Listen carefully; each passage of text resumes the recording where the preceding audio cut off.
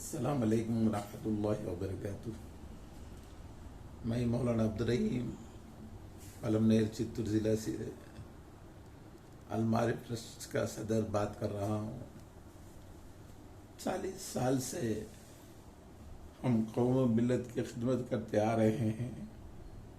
चंद दिनों से कुछ क्रिमिनल्स जिनके ऊपर पहले से ही पुलिस में FIR है, शिकायतें हैं, वो लोग आकर हमारे मस्जिद दरगाह के पास शरारत कर रहे हैं। कल एक झूठी वीडियो भी बनाकर फेसबुक में डाले हैं। हमारे पास ऑफिशियल डॉक्यूमेंट्स अल्हम्दुलिल्लाह मौजूद है। जो भी ऑफिसर देखना चाहें हम उनको दिखाने के लिए तैयार हैं। एक ज़रूरी बात यह है कि रमज़ान से मेरी तबीयत बहुत ही ख़राब है,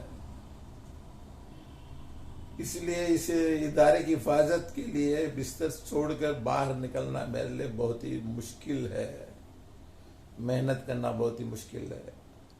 लिहाजा इसलिए मेरे तमाम मुसलमानों भाइयों से, इसी तरह हुकूमत के पुलिस और ऑफिसरों से, खासकर हमारे आंध्र प्रदेश के सीएम जनाब जगन मोहन रेड्डी साहिब से आजिज़ाना दरख्वास्त है, इन क्रिमिनल से दरगाह और मस्जिद को प्रोटेक्शन देकर हिफाजत फरमाए।